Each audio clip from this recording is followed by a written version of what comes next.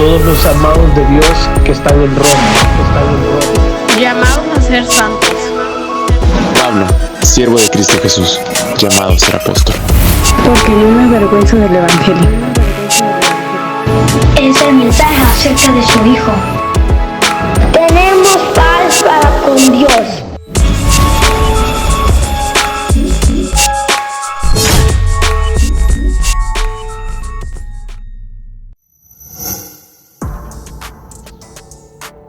Ya decíamos que los capítulos 12 y 13 de Romanos giran en torno a la conducta, a la ética de los creyentes, primero entre ellos y después fuera de la iglesia.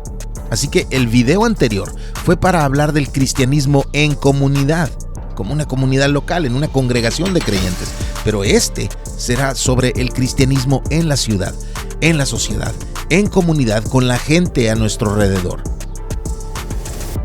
Y justo a la mitad del contenido de Romanos 12 y 13 que estamos viendo, aparecen unas frases, unos versículos que parecen ser la frontera entre ambas reflexiones y que pudieran usarse para ambos videos.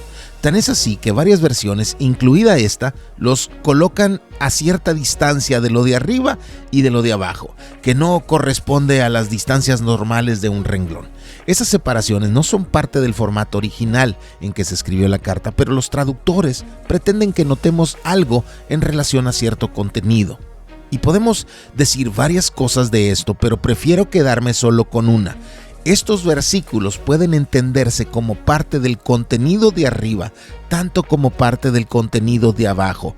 Podemos incluirlos en las indicaciones apostólicas sobre nuestra vida como iglesia, pero también en las indicaciones de Pablo sobre nuestra vida en la sociedad. Veamos el versículo 14. Pongámosle atención a un par de términos del original. No uso el griego por otra razón, sino la de mostrarles ciertos conceptos filosóficos detrás de los términos originales que a veces se pierden cuando los llevamos a otro idioma. Este versículo comienza con la frase: bendigan a los que los persiguen.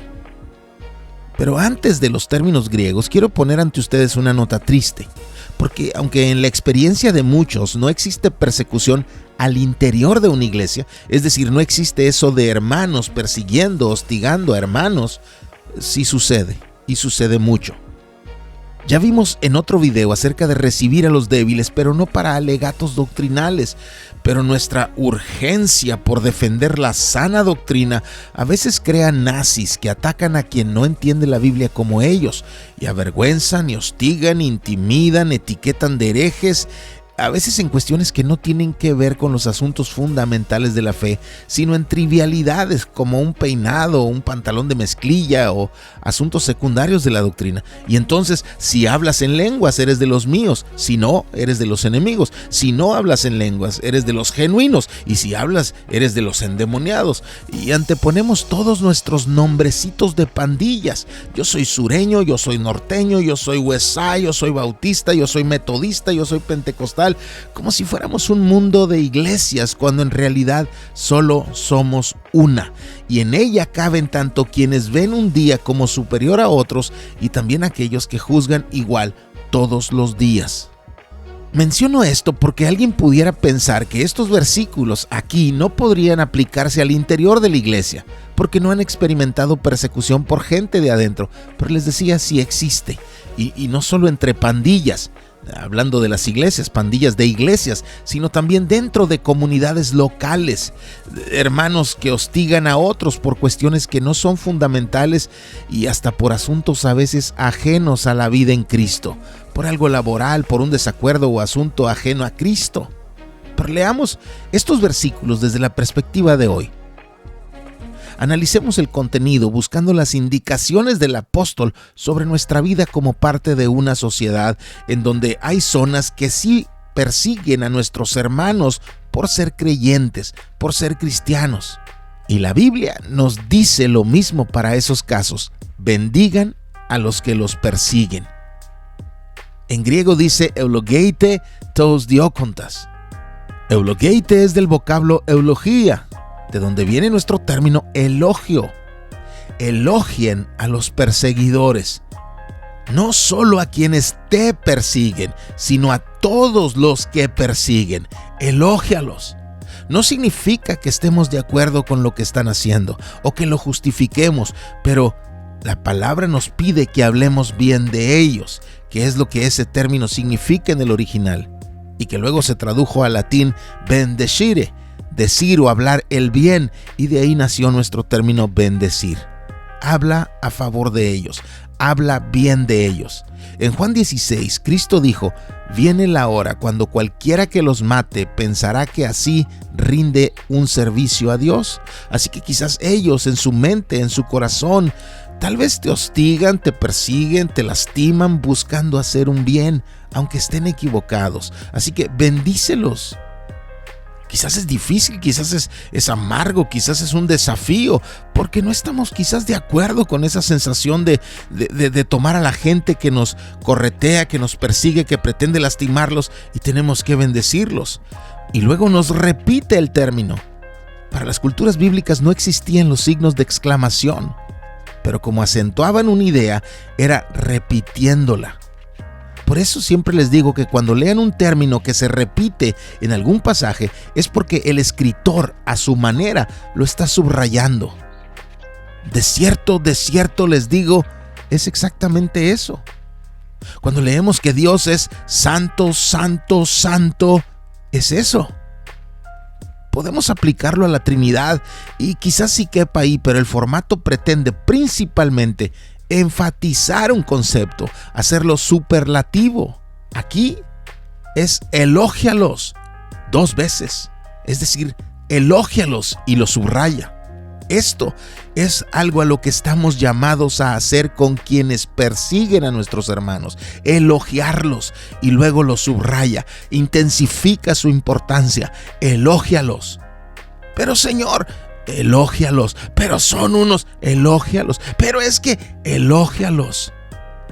Y luego agrega y, cae, esto que sigue es parte de la idea anterior, cae, elógialos y no cataraste, que es hablar en perjuicio de alguien, denigrándolo, exponiéndolo, execrar, vituperar o reprobar severamente. Tenemos que entender esto. Es Dios quien tiene la facultad de maldecir. No sé si recuerdas cuando el ángel estaba peleando con Satanás por el cuerpo de Moisés y no se atrevió a maldecir, sino que dijo: el Señor te reprenda. Es Dios quien tiene la facultad de maldecir. En Génesis 3:17 vemos el momento cuando la maldición se introduce a nuestro universo, cuando por primera vez ese Dios que había visto con agrado todo lo creado, ahora maldice a una serpiente y maldice la desobediencia del hombre. Pero es Dios quien lo hace, porque solo es Él quien desde su trono tiene todo el derecho y toda la sabiduría para hacerlo cuando lo juzga justo o necesario. No nosotros, con nuestra mente finita, con fallas, con pasiones, con anhelos de venganza, que pudiéramos injuriar a alguien y después arrepentirnos y descubrir que nos equivocamos. Hace unos meses fui a comprar pintura a un lugar que abren muy temprano y de ahí me iba a hacer un depósito a nuestros misioneros. Y los depósitos mensuales no son cantidades en cientos, sino en miles de pesos, porque se suman varios a este esfuerzo, a este empuje. Pero a la hora de ir a hacer el depósito me di cuenta que ya no traía el dinero y entonces recordé que el señor de las pinturas había estado actuando muy sospechoso, que prácticamente me sacó de la tienda, aunque sin grosería, pero parecía que tenía urgencia en que yo me fuera y poder cerrar, aunque acababa de abrir. Y entonces me di cuenta en dónde había quedado el dinero. Y me fui a la casa herido y muy preocupado, porque moralmente sabía que debía reponer todo ese dinero. Incluso lo que como familia habíamos aportado, porque desde el momento que lo damos ya no es nuestro. Y fui a casa y hablé con mis hijos.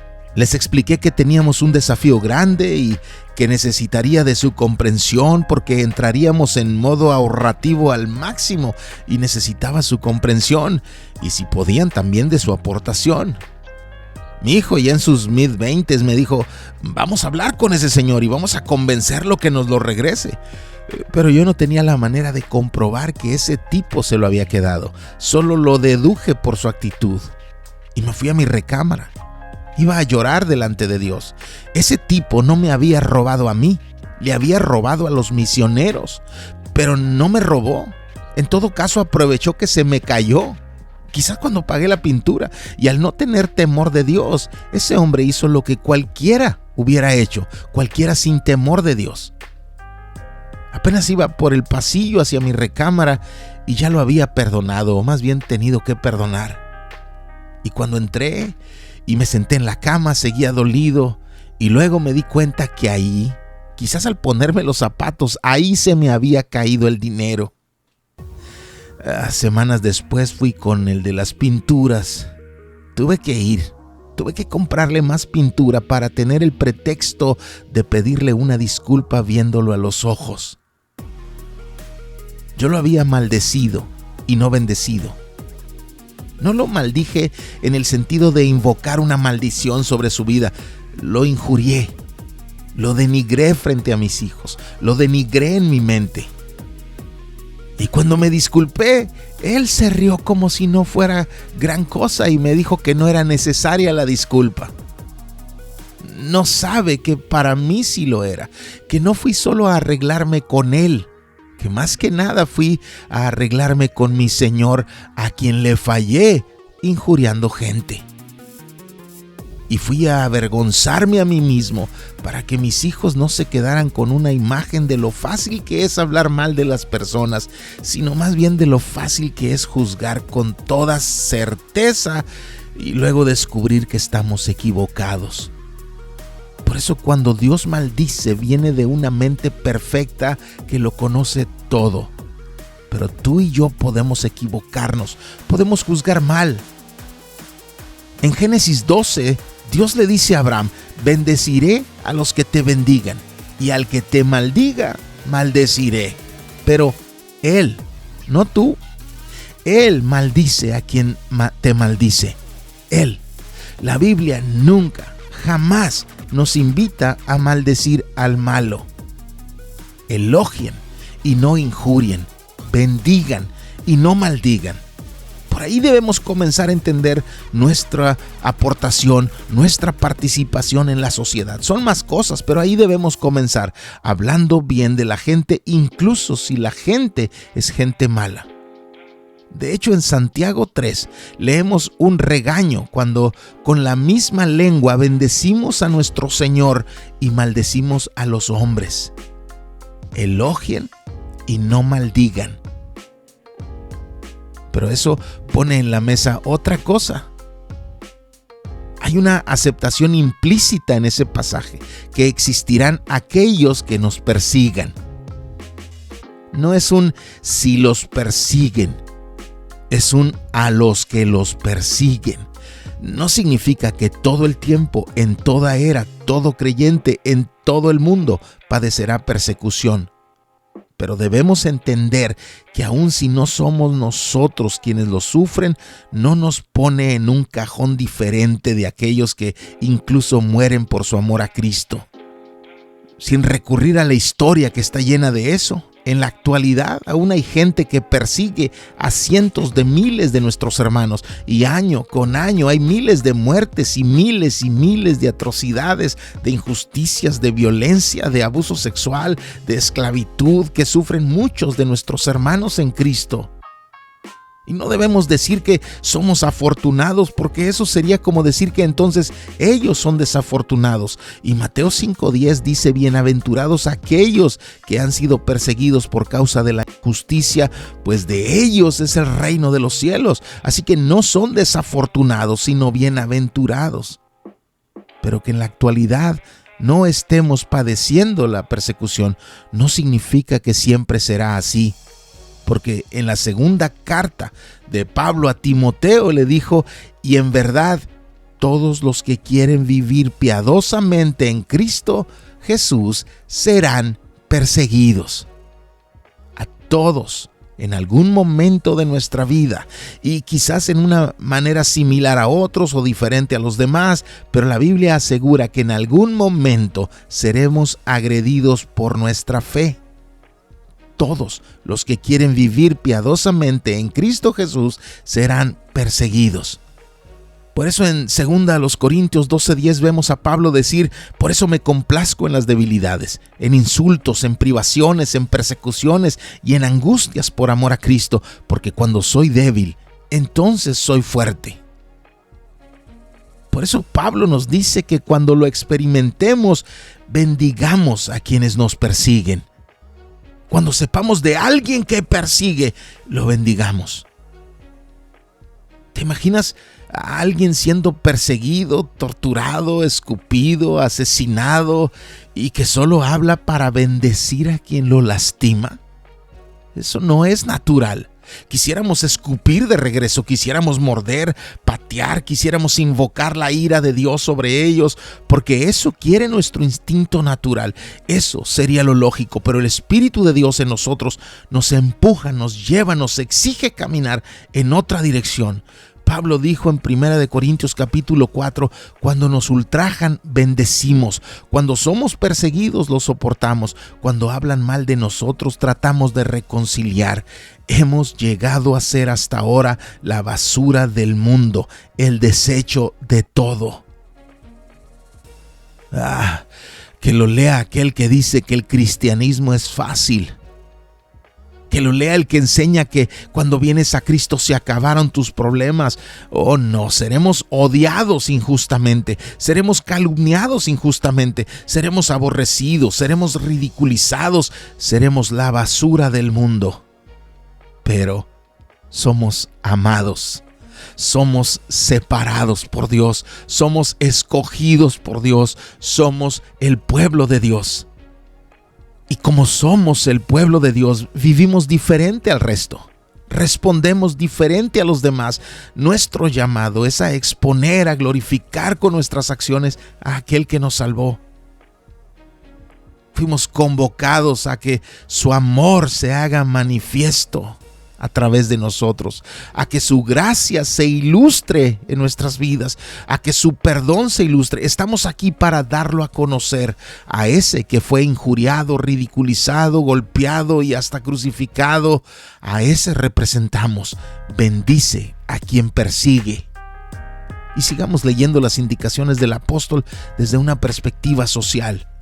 Dice: gócense con los que se gozan y lloren con los que lloran.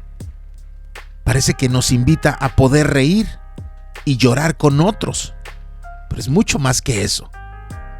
Pablo nos pide que tengamos gozo cuando allá tengan gozo y que tengamos llanto cuando allá tengan llanto. Es decir, no es un gozo que nace de nuestro deleite y no es un llanto que nace de nuestro dolor. Nos gozamos y lloramos porque el gozo ajeno nos da alegría y el dolor ajeno nos da tristeza. Por eso me escuchan hablar constantemente contra el egoísmo, el yoísmo. Eso no es el pueblo de Cristo. El pueblo del Señor tiene alegría cuando la gente a su alrededor está alegre. No hay espacio para el egoísmo, no hay espacio para la envidia, no hay lugar para la codicia. Eso es suciedad, eso es pecado, eso es maldad según los criterios bíblicos. Así que si tu corazón da refugio a esos pensamientos, corre a los pies de Cristo buscando que te limpie. Y si descubres que has hablado mal de alguien por envidia, por codicia, por egoísmo, preocúpate, porque según Cristo, si salió de tu boca, es porque ya abunda en tu corazón. Él lo dijo, ¿recuerdas? De la abundancia del corazón habla la boca. Corre a los pies del Señor, porque debemos poder gozarnos cuando otros se gozan y debemos poder llorar cuando otros están llorando. El núcleo del pecado es el ego, el yo. Por eso Satanás cayó. No porque tenía planes malos contra otros, no, solo porque comenzó a obsesionarse consigo mismo. Se amó más a sí que a Dios y no atentó contra Dios, simplemente quiso ser como Dios, quiso poner su trono junto al de Dios y Dios no comparte su gloria con nadie. Y cuando el hombre cayó fue lo mismo, quiso ser como Dios. La serpiente le dijo: si comen de este fruto serán como dioses. Y el hombre quiso probar ese fruto prohibido y quiso ese conocimiento y quiso eso que solo era de Dios. El núcleo del pecado es el yo. Ahí comienza el problema, ahí comienza la caída. Por eso Dios nos quiere conectados con otros, con sus necesidades, con sus alegrías, con su dolor, para que seamos parte de una comunidad y no que vivamos aislados de ella, siendo solo individuos independientes, indiferentes a lo que pasa alrededor de nosotros. Gócense con los que se gozan y lloren con los que lloran. Tengan el mismo sentir unos con otros. Carguen recíprocamente los gozos y las penas. No se aíslen, no abandonen a los otros, no se escondan ustedes.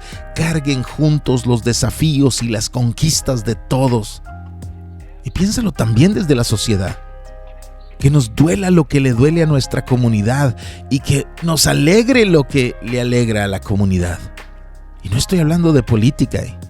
Dejen la política para los políticos. Porque ni la política ni los políticos terminarán jamás con los problemas de la sociedad. La democracia existe desde hace miles de años y no ha logrado acabar jamás con los problemas donde existe, y además nos polariza, nos confronta con nuestros vecinos, y luego nuestros apegos políticos nos impiden ver los errores de quienes nosotros pusimos en el poder. Y si gente sufre por esas decisiones de esa gente que está en el poder porque nosotros así quisimos, nosotros no sufrimos con los que sufren. Más bien justificamos a quienes crearon el sufrimiento. O si se trata de decisiones de los que nosotros no queríamos en el poder, no podemos ver nada bueno. Y no importa si hay gente que se beneficia de las acciones, de las decisiones de ese gobernante, nosotros no podemos gozarnos con los que se gozan porque queremos ensuciar lo que aquella persona hizo. Porque estamos en desacuerdo político con ellos. Por eso les digo, dejen la política para los políticos y nosotros gocémonos con los que se gozan y lloremos con los que lloran. Y no pienses que eres el epicentro de la sabiduría. No vivamos creyendo que todos deben estar de acuerdo con nuestras ideas, que nuestras ideas son superiores y son mejores a las del resto de personas. No lo sabemos todo y muy probablemente estemos equivocados en muchas cosas en las que creemos estar correctos, porque somos humanos. Solo la palabra de Dios es perfecta. Y luego dice, más bien condescendiendo con los humildes. Háganse solidarios con los humildes, acomodándoos a los humildes, pónganse al nivel de los humildes. Cada versión lo explica desde una terminología diferente y cualquiera de ellas es acertada. Nuestro lugar no es con los soberbios, sino con los humildes. Y no sean como los necios de Proverbios que se creen sabios, que se autoperciben sabios, se ven al espejo orgullosos, pero están lejos de la humildad, están lejos del temor del Señor, que es el principio de la sabiduría. Y no solo bendigan a los que los persiguen, además, no regresen un mal a quien les hizo un mal. Nunca paguen a nadie mal por mal.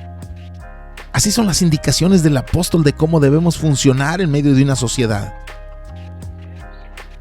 Y nuestra tarea es muy diferente a la tarea normal, a la tarea ordinaria de la persona común, porque nosotros tenemos a Cristo. Y dice, respeten, o más bien provean, como se traduce el término en otras partes de la Biblia, provean lo bueno en presencia de todos los hombres. No regresen el mal, provean el bien. Y si es posible, en lo que tenga que ver con ustedes, en lo que a ustedes concierne, estén en paz con todos los hombres. Y de nuevo un énfasis, hagan bien a todos los hombres y tengan paz con todos los hombres. Yo puedo tener mi listita de a quienes no quisiera que Dios incluyera, pero la palabra dice a todos, y yo puedo sacar la trompa y hacer un puchero y hacer un berrinche, y la palabra de Dios no cambió, sigue diciendo lo mismo.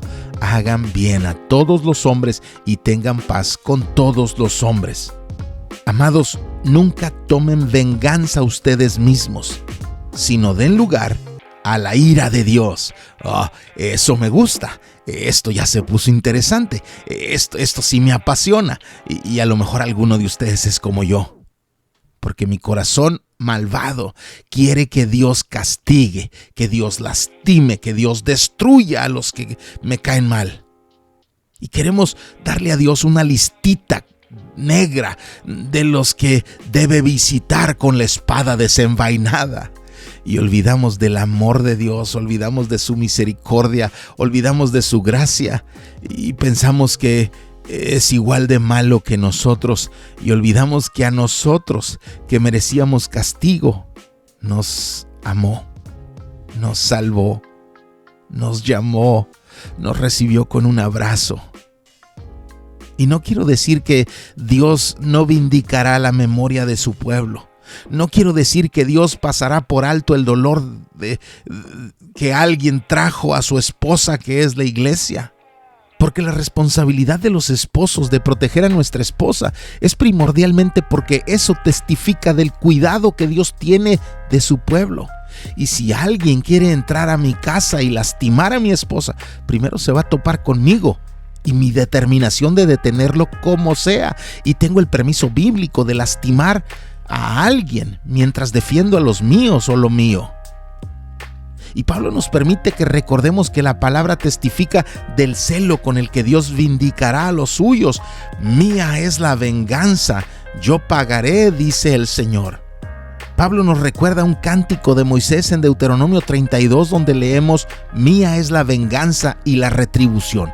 A su tiempo, el pie de ellos resbalará, porque el día de su calamidad está cerca. Ya se apresura lo que les está preparado, porque el Señor vindicará a su pueblo. El Señor vindica a su pueblo. Eso lo debemos tener claro. Pero no es lo único de lo que Pablo habla, porque la siguiente frase a veces la entendemos mal. Pero de eso y del resto de versículos que nos quedan del capítulo 12 y 13 hablaremos en el siguiente video, que es la continuación de este. Pero gracias a Dios por su palabra. Señor.